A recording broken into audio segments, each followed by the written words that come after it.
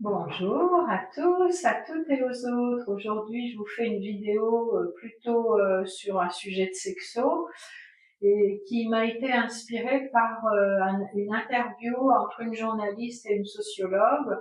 Et à la fin de cette interview, la sociologue disait que le consentement, c'est le nouvel érotisme du XXIe siècle. Je vous donnerai les références de cette sociologue dans le texte, et c'est ce que je vais développer maintenant.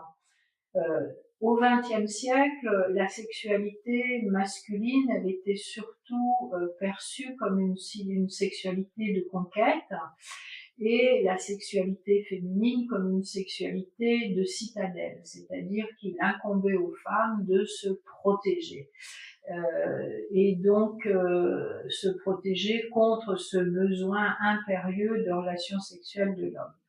Avec le féminisme, les mouvements MeToo, LGBT et aussi l'apport de tous les milieux BDSM, ce consentement, il a évolué, c'est-à-dire qu'il n'est plus maintenant qu'une autorisation, qu'un simple oui ou un non, mais selon cette sociologue, ça devient le nouvel art érotique du XXIe siècle, dans le sens où c'est une conversation dynamique entre deux personnes. Ça n'est plus seulement une personne qui dit oui ou qui dit non à la proposition d'une autre, mais deux personnes qui, entrant dans leur vulnérabilité, vont avoir une conversation dynamique sur l'expression de leurs désirs, de leurs besoins, de leurs attentes, de leurs envies respectives.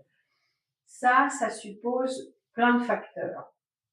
Ça suppose que déjà il y ait une relation de confiance entre les deux personnes, une relation de sécurité aussi. Il faut que chacune se sente en sécurité dans l'expression de ses besoins et de ses désirs.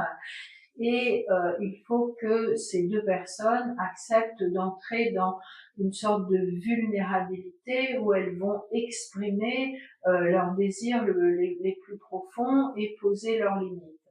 Alors, ce consentement, il est dynamique parce que c'est vraiment tout au long de l'interaction qu'il va y avoir constamment des conversations. Hein, ça va devenir un art érotique de la conversation où il va falloir poser des questions qui ne sont plus fermées, c'est-à-dire est-ce que tu veux oui ou non. Ça va être poser des questions ouvertes sur qu'est-ce qui te ferait plaisir, comment tu aimerais que je fasse ça, ou est-ce que tu aurais envie d'autre chose, quelles sont tes attentes, ou quelles sont tes limites, ou jusqu'où est-ce que tu es prêt à aller, etc. Donc ça devient un art érotique dans le sens où les deux personnes vont constamment, à l'aide d'outils de communication qui nous viennent par exemple du BDSM comme le safe word, c'est-à-dire ce mot qui signifie stop, ça y est, il faut s'arrêter, ou bien ces évaluations avec des codes couleurs, rouge, non, arrête, vert, super, continue, orange, attention, j'atteins mes limites, ou bien des évaluations notées, ça me fait plaisir sur une échelle de 0 à 5, ça me fait plaisir 0 ou 2 ou 3 ou 5. Donc il y a toutes sortes d'outils qui vont permettre comme ça aux deux personnes qui s'engagent dans ce nouvel art érotique du consentement, il va y avoir ce dialogue dynamique qui bien sûr aussi inclut des risques. Hein. Le risque, c'est le refus, c'est le désaccord, c'est la tension entre les deux personnes, mais aller comme ça profond dans quelles sont mes limites, quelles sont mes envies, mes besoins, ça crée une grande connexion, un haut niveau d'intimité entre les deux personnes.